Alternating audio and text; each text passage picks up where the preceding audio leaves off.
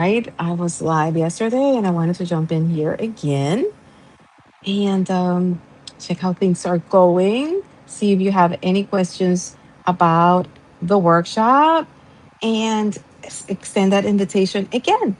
So, I am Jenny Pena and I am a health coach that focuses on diabetes prevention. I love helping my clients, men and women, busy professionals that are trying to balance their blood sugar, lower their A1C, and prevent type 2 diabetes.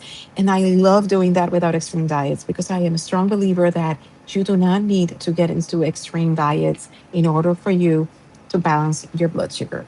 A lot of these intermittent fasting and keto and extreme low carb diets, they are really not sustainable.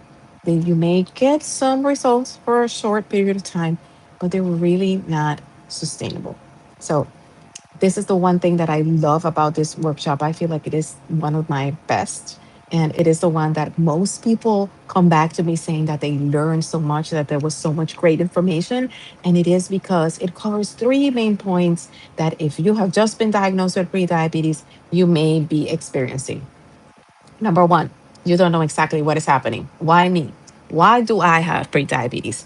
Why, if I am somewhat eating the same way that I have been doing, exercising the same way that I have been exercising, why is it that now I have prediabetes and maybe my husband or my wife or, my sibling, they don't have it?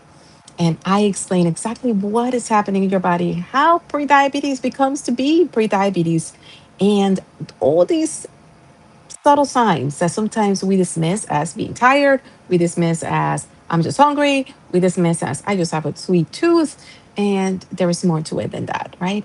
The other thing that I am going to cover is what do these labs mean, right? These key labs, what do they represent?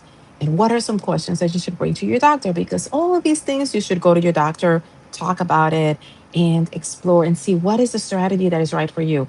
Remember, I am not a doctor.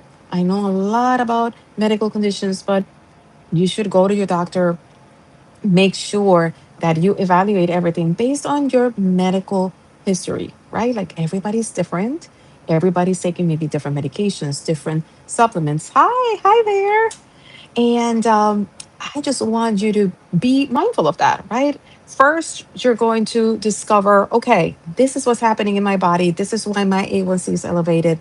This is why maybe there are risk factors in your family that it is indicating that there is a high risk of you developing type 2 diabetes. Those telltale signs that sometimes we dismiss, like that 3 p.m. slump, or I need that cookie, and that desperation to get something sweet, that is an indicator that your body may have experienced a blood sugar spike and a crash right after.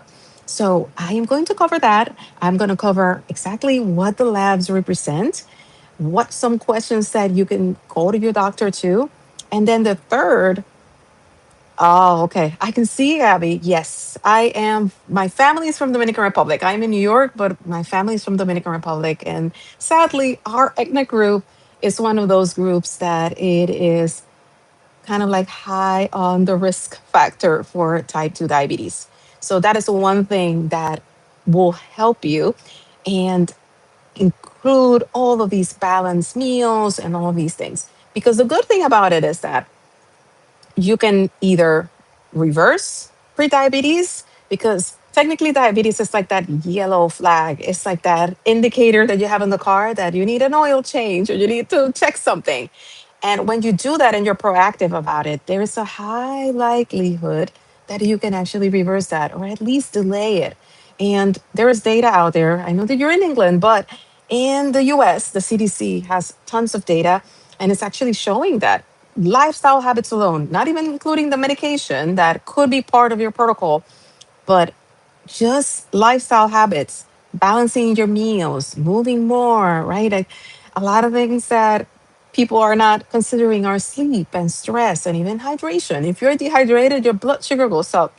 If you don't have a really good night's sleep, then the following day, guess what's happening?